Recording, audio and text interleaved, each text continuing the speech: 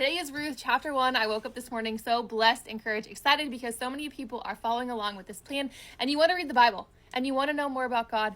And I think that's beautiful. So if you haven't met, my name is Danielle. I am a wife, a boy mom. I have 2 almost teenagers. I am a youth director and I love to teach the Bible here. And so this page is for people who want to learn more about Jesus, learn more about the Bible, want to be encouraged, and all the things. This is a community, as I always say, of people who love Jesus and love each other. And so we're going to read the book of Ruth this week. We're going to read chapter 1 today, chapter 2 tomorrow, chapter 3 on Thursday, and chapter 4 on Friday. And then we're going to be done and we'll get into a new book. But this story is so good, and I did the introduction yesterday, and so if you didn't see that yet and you want to, you should probably watch that. But this book starts with this verse.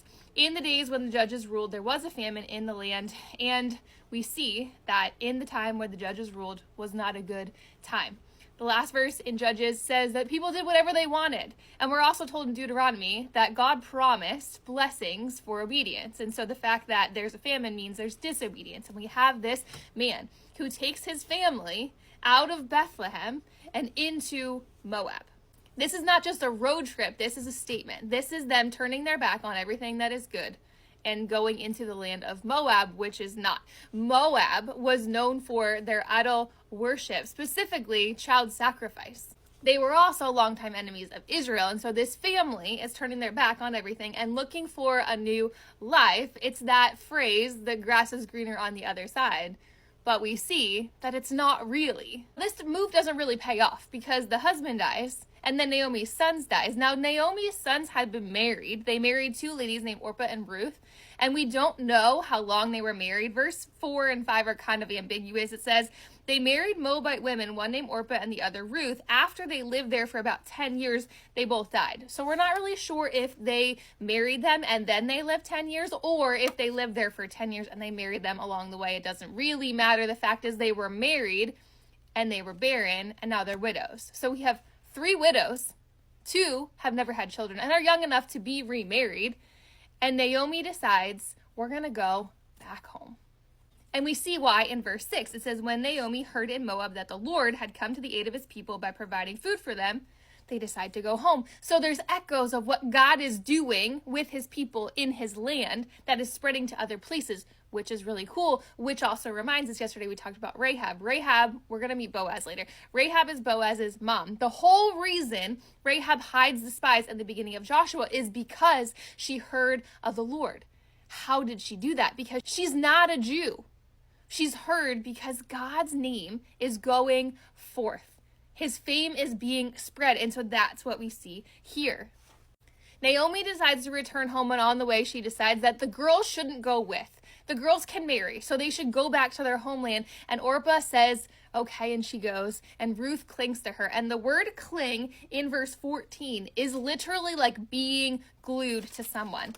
And Naomi says one more time, like, look, your sister-in-law has gone, and so you should go too. And Ruth says no. And she says this very famous verse. It says, don't urge me to leave you or to turn back from you. Where you go, I will go. And where you stay, I will stay. Listen, your people will be my people and your God, my God.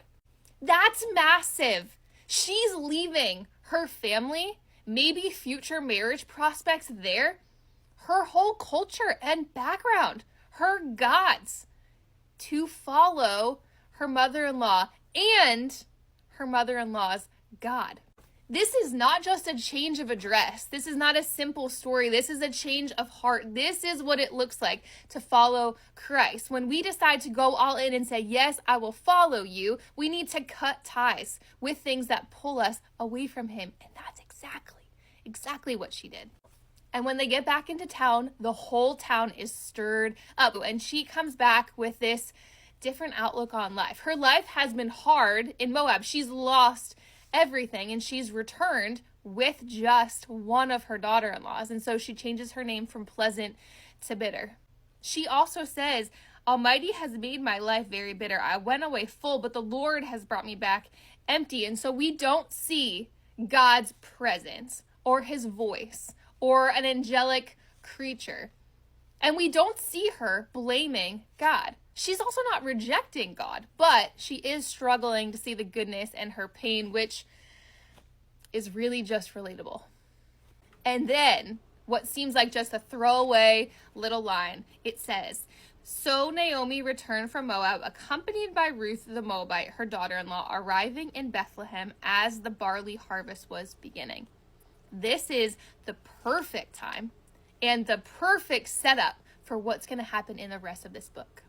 Imagine if they would have come when the harvest was over, a few weeks later, even maybe a few months earlier. But God, in his perfect timing, was moving and orchestrating to get them back to Bethlehem at the perfect time. And we're going to see why tomorrow. And I didn't tell you in yesterday's video that I've been writing these out and putting them in blog form so that you can read them. And so this is the conclusion that is going to be linked in my profile. It says, "The book of Ruth never shows God speaking or performing a miracle, but his fingerprints are everywhere. He's working through ordinary people, ordinary choices, and even through heartbreak." Ruth chapter 1 reminds us that God's grand story of redemption isn't written in miracles, is written in the mundane, in tragedy, integrity, and small acts of faith. It's a story that explores how God weaves his divine purposes through human decisions, even the messy and broken ones. So, if life feels bitter now, don't assume that God is absent. You might be standing at the edge of your own barley harvest. You just can't see it yet. These are also going to be a little bit longer videos because I think there is so much that is packed into this little book. And so, since you have listened to me just yap on for the last couple minutes, now it's your job to go in the comments and comment something that you loved and learn, comment to somebody else, share this, save this, do all the things so we can get this out there, because this is such a good book and it's such a good message. And I love this community. I just do. It's so good. So I will see you tomorrow for Ruth chapter 2.